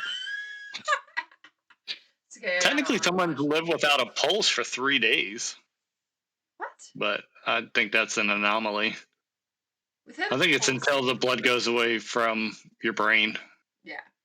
And he's got a gaping wound, so it's going to go fast. Yeah. It says 30 minutes with no circulation causes brain death. Yeah. Because I just know from the French Revolution that the heads would make faces. And they didn't have vocal cords anymore, so you could see they were trying to yell out. But they would. So I assume it is similar. That Fa actually has a much longer death than is shown. But at the hands of Volga, and it's our girl. She steps up. She at the last moment, proves herself to the Republic, and takes her own independence at this point. Yeah, I like that she doesn't let Fa finish talking. She's like, "No, I'm done with you." Yeah. You've obviously been lying this whole time. Yeah. Yeah. I think now we get to God. So we get to your other note that you said didn't make sense. My last note is that's exactly what I was going to bring up. My last note, I'm going to read it as is hold on. Several steps on fog, like Victra steps on Ajax, is my favorite of the pairing here that we get when Ajax dies. Victra stepping on him, at least with one foot, and holding the head and howling. And at this point, we get Severo comes out of the crowd like the scariest town crier of all time, uses Fa as a step stool to explain how democracy is going to work. Yep. Yeah, I love it. Yeah, and we find out Darrow is not on the ballot. He's not a valid choice. They got to pick somebody else. Yeah, and it's smart in how they do it, that the Braves cannot vote for their own leader. You have to pick somebody else, because or else everybody's just going to vote for themselves and we're going to get stuck here forever. No, pick somebody else. Yeah. I want to mention something else. When Fa is kind of giving up, so obviously we get clang, clang, clang. I didn't hear a third one, but there's a couple, like, Fa drops his war saw and it clangs to the ground. He drops his cuirass, his armor, and it clangs to the ground. And I was listening, I didn't hear a third clangs. Interesting. But I was waiting for it, and I wonder if he was thinking about it and then just didn't, or if he just was having a hard time thinking of another word. Yeah. Have you checked our arc? Did it exist in the original? I have not checked, but I could. We'll come back next week and discover whether there is a third clang in the original. Skipper, read a note, because then you'll have to action it. Oh my god! Okay, third clang. In beta. Okay. Yeah. But yeah, we get the actioning of democracy, the fall of Fa. Sorry, go on, Hawking. I was just going to say, Severo is obviously the comedic relief here. He's like, you know how fucked up you guys are. We know what you're going to do. And then obviously he gives the ultimatum. It's like, if you have an issue, you can fight Darrow. And then Darrow, on cue, steps into the center with both blades, like, I'm ready. Yeah.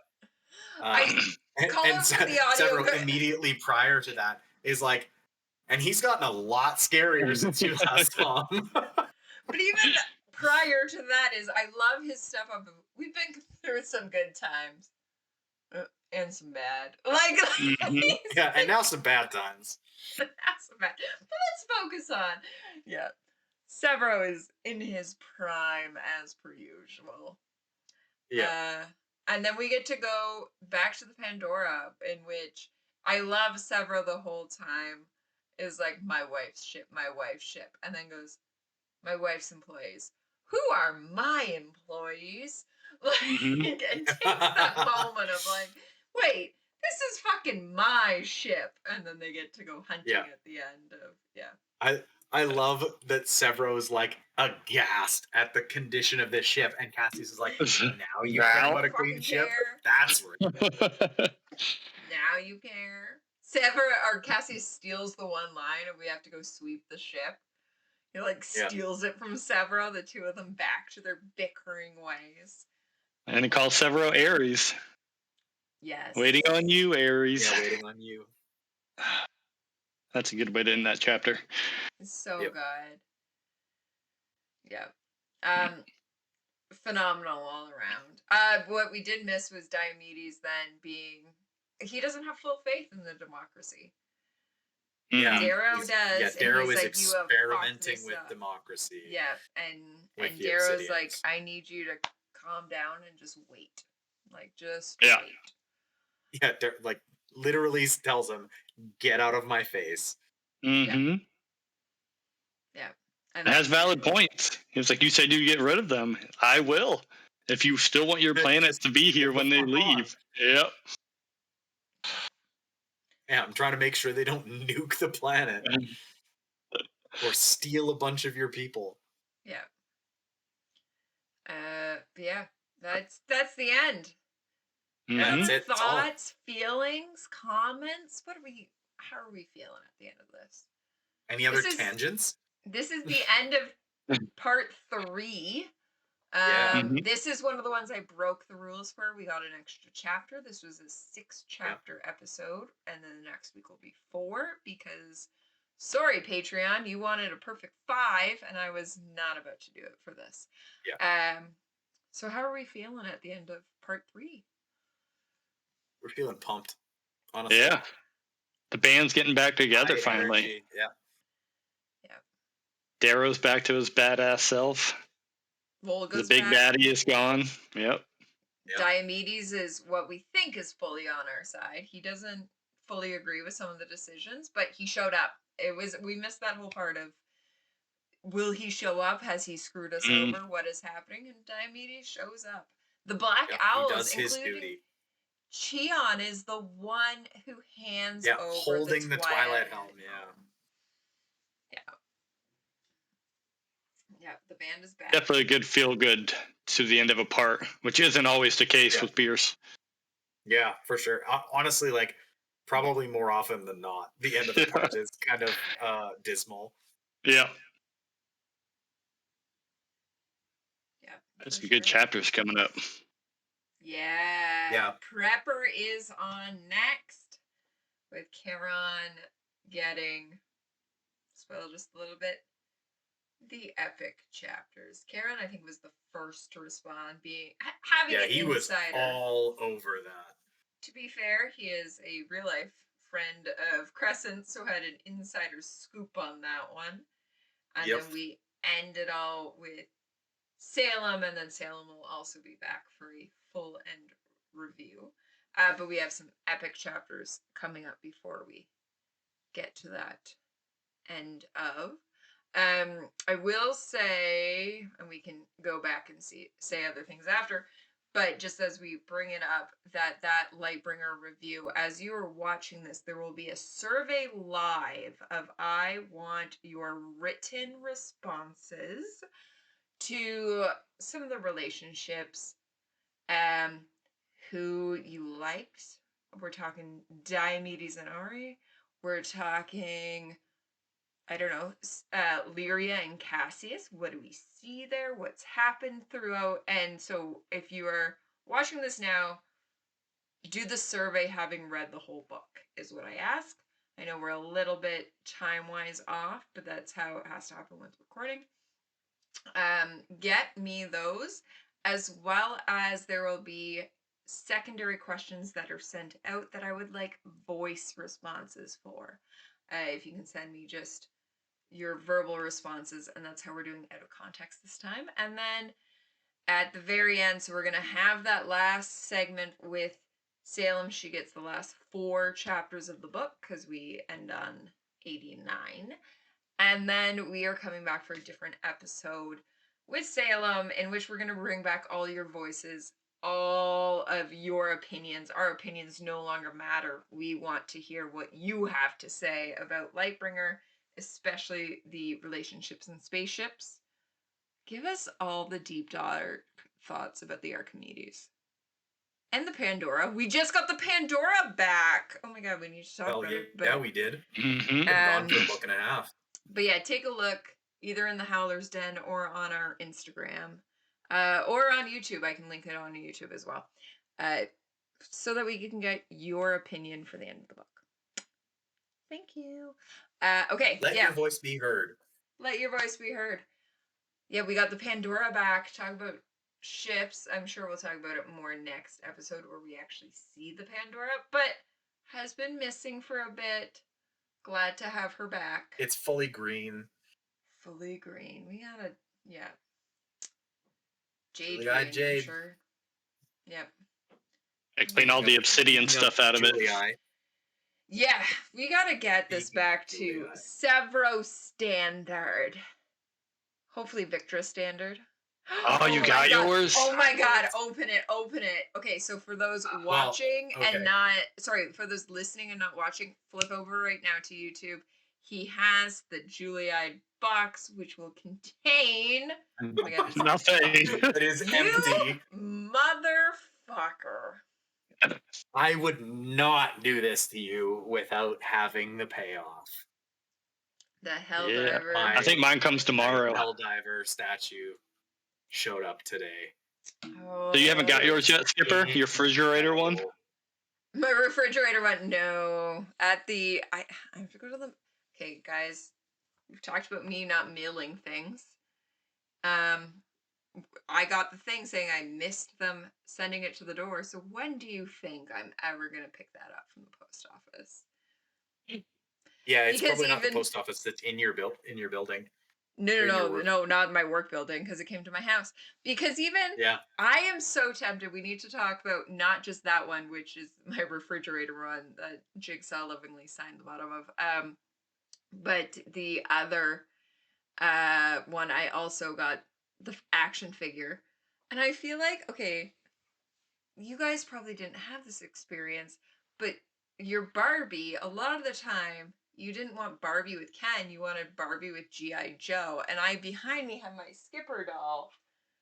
And do I need Skipper doll to be with the Red Helldiver? Do I open it out of the package so that Skipper and Red Helldiver can be together, or do I leave it in the package? That's a tough one. Yeah. Mine's staying in the package. I also was going to keep mine in the How much they're gonna package. be worth in 20 years. But Skipper, maybe he can live in the package and it'll be a divided love of Skipper. He's a bubble boy? Yeah. Yeah. He was kind of sickly. For those listening and not watching, I have a Skipper doll. It's a Skipper doll, as you would. So it's a red-headed Barbie doll with a Howler's Den logo on the front. Sure. Yeah. And Fate to Obsidian Skipper on the back with a sailor hat on. Thank you, Jabs. This was my Christmas present from Jabs. But oh my god, she's got platform shoes on. I just noticed. But yeah, I'm like, does my Helldiver need to go with Skipper in the same way G.I. Joe goes with Barbie? What's happening here? Let me know what you think I should do with it. But yeah, we shall see. Any other thoughts? I think that's. Can't wait for Red God to come out. Yeah, holy God. So I might actually have to pay you guys for an arc this time and try and bribe you in any way I can. No, you tried last time. You tried last time with Lightbringer, and I do not. I do not. You hilariously, you got the one thing out of me that a sloth existed in that copy and not in this copy. That's all I will say about the subject. But you suspected that the sloth was actually Victra's other daughter. The unnamed daughter is called That's right. Sloth. That's what you thought the reference to Sloth was Victra and Sevro's other daughter. So now you can see I'm trustworthy and I wouldn't give away your secrets because I didn't tell anybody. You told me. I'm just kidding. No, we hold, or else we're never get. And at this point, Crescent is supposed to get it for continuity rather than for me. Oh. I'm certainly hoping so. Just reach out again. Oh, I got a loophole. See, you guys hire me as a third host. Ooh. And then as soon as I get the arc, you can fire me. Done. We just need you on a certain amount of episodes. But somehow more than Salem is our third host because she's referred to as our regular. So you have to somehow beat Salem out of that. I don't think I can beat the Den Mother. No. It's a shame. Guess I'll just have to wait. Yeah. Nuts. At this moment, I'm going to ask Crescent to show off your Clang Clang Clang shirt. Where did you get that? This is a Slink original. Jess Lost in Books on Etsy. How about your There's No Therapy in Space shirt? There's No Therapy in Space is from us on Fade to Obsidian on Redbubble. So go on to Redbubble, search Fade to Obsidian, or search There's No Therapy in Space, and you will find it. It comes on, I have the tank top version. It comes on all manners of t-shirts, pins, buttons, everything. All of our designs you can get on so many different things. Yeah. And I will say that Slink just designed, because we are running the Expect Me contest, she has submitted hers. It is Expect Me, and it actually has the sling blade and a sword, so more referencing Lightbringer than Morningstar, but either way, love it. Kind of matches along with the clang, clang, clang, because the Expect Me is used in Lightbringer for the actual declaration of the Ashvar of Meet Me in Battle. So that one is out. Yeah, tell Fa to expect me. Yeah, we are hosting, I'm trying to think, by the time this episode comes out, you will probably have like a day to submit any final Expect Me merch. We know 2 people are working on their designs, and then we will go and have a poll on which one wins. And then that person will actually get the profits. We know we had a sale of a hoodie today, so you get $6 if somebody buys a hoodie that says "Expect Me." So you would end up with 3. No, you get 3. Yeah, you get $3. 3 Canadian. We get 3 Canadian, approximately 50 cents American. About the conversion rate right now.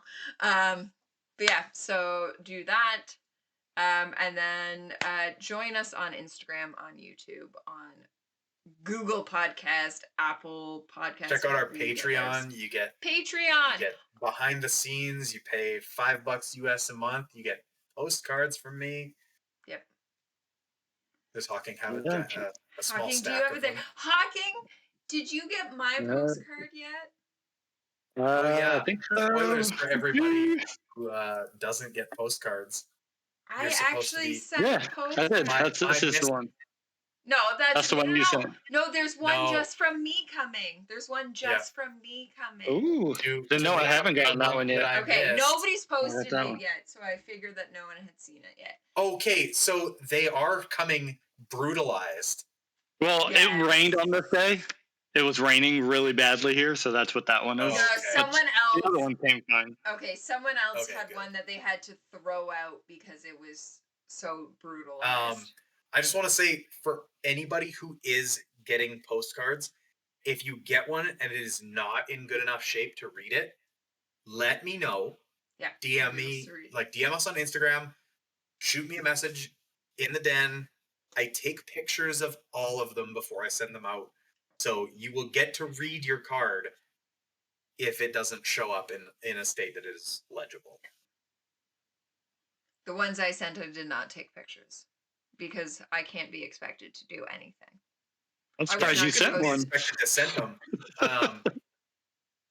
But yeah, we took away the $100 tier for me to send postcards because it wasn't going to happen, and then I did do it. Fascinating.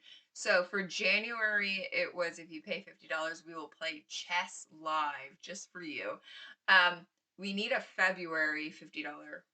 What are we feeling? We'll figure it out. We'll post it. Valentine. Ooh. $50, and we'll send you personalized Valentine's Day messages. That's getting a little into the OnlyFans territory. Yeah. We'll think this through. We'll think it through. Let us know if you have a suggestion. We'll put a poll in the Patreon hangout. If you are willing to pay $100,000, I will attempt to ride a sea beast. Sea demon. $100,000. Worth it.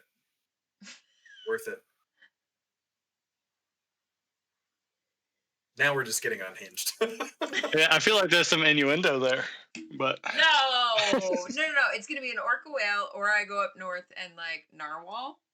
I don't know. It's not that sea demonish. Aren't those really hard to find though? No, not if you go to the right places in Canada. Oh, I thought they were really hard to find. Yeah, they're in our passports. They're in our passports. We own. They're in your passport. They're not in my passport. Okay, they're in my passport. Anyway, a brand new passport. Anyway, we are on a tangent that needs to be cut off. thank you everybody for watching. Thank you, Hawking, for joining. Let us know, Hawking, you have free whatever you want to talk about in the Lightbringer to Red God awkward moment, our teenage years where we don't know what's happening. Message us. Tell us what you want to talk about because you're welcome. If you've got an idea for something, let us know. I do. I started on it, but then I got this new job and it's completely taken me away. Totally. My goal was to go through every single book and reference every weapon and armor and what it was described. Oh, yeah. I got about half. I got halfway through Red Rising. It's a lot, but I really want to do it. I just have to find the time. Listen, we have between now and Red God, which is approximately a year and a bit from now, is the guess of Pierce. Yeah, so if you need to do this next January, if you didn't, we can do it. But let us know. And that's everyone listening. If you have an idea that you're like, hey, it's not immediate, I need some time, let us know. We have a year of content, probably 18 months of content that we need. So let us know. Or else we're just going to talk about Lyria for the next 18 months. Another fun one would be getting everybody's heights and weights or ship sizes. Yep. As we saw with Rona today being 3'11". Yeah. I love that. I'm still convinced that that's hyperbole. It's got to be. Yep. All right. Well, thank you for joining us, Hawking. Thank everyone for listening. Thank everybody else. It's been great. See you next week. As always. See ya.